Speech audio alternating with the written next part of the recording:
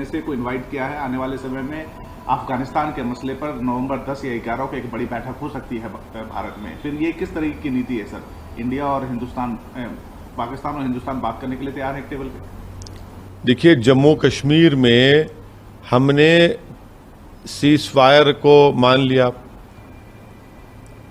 LOC पर cease fire break हो गया था, हमने सीज फायर को मान लिया। क्यों माना हमने?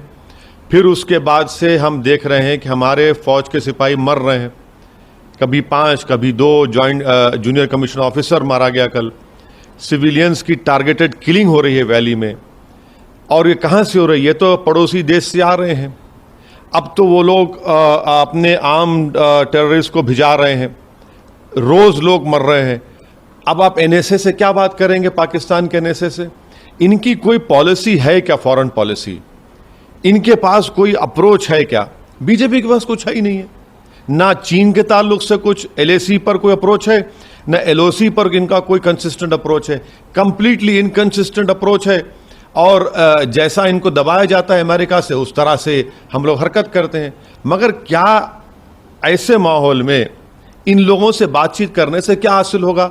अफगानिस्तान सब जानते हैं, खुद आरएसएस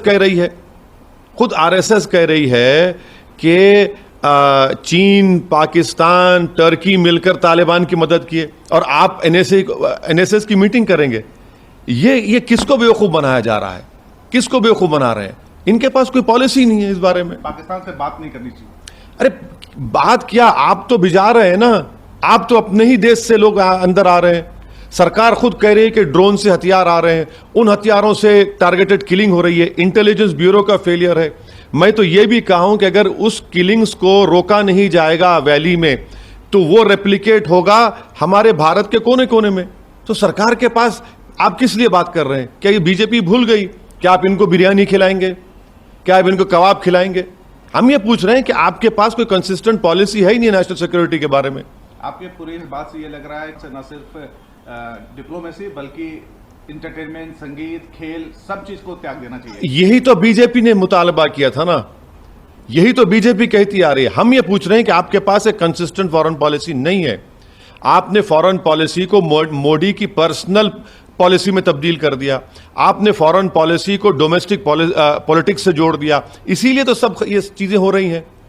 अगर आपके पास विजन होता तो सब चीजें नहीं होती। मगर आप ये समझते हैं कि डोमेस्टिक पॉलिटिक्स डिक्टेट करेगी फॉरेन पॉलिसी को, और मोदी की पर्सनल करिश्मा चलेगा फॉरेन पॉलिसी में, तो हम हर चीज में नाकाम साबित हो रहे हैं। मेरा जुड़ा हुआ सवाल आपसे मैं क्लियर इसलिए पूछ रहा हूं कि ऐसे समय वक्त भारत पाकिस्तान को इनवाइट कर रहा है। अफगानिस्तान में सरकार बन रही है, हक्कानी नेटवर्क उस सरकार के हिस्सेदारी कर रहे हैं। 24 तारीख को क्रिकेट खेला जा रहा है। तो ये मल्टीपल ये सवाल तो बीजेपी सरकार को देना पड़ेगा ना। जब हमारे फौज के सिपाहियों की हत्या हो रही है, वैली में टारगेटेड किलिंग्स हो रही है, बिहार के गरीबों को गोली मारा जा रहा है,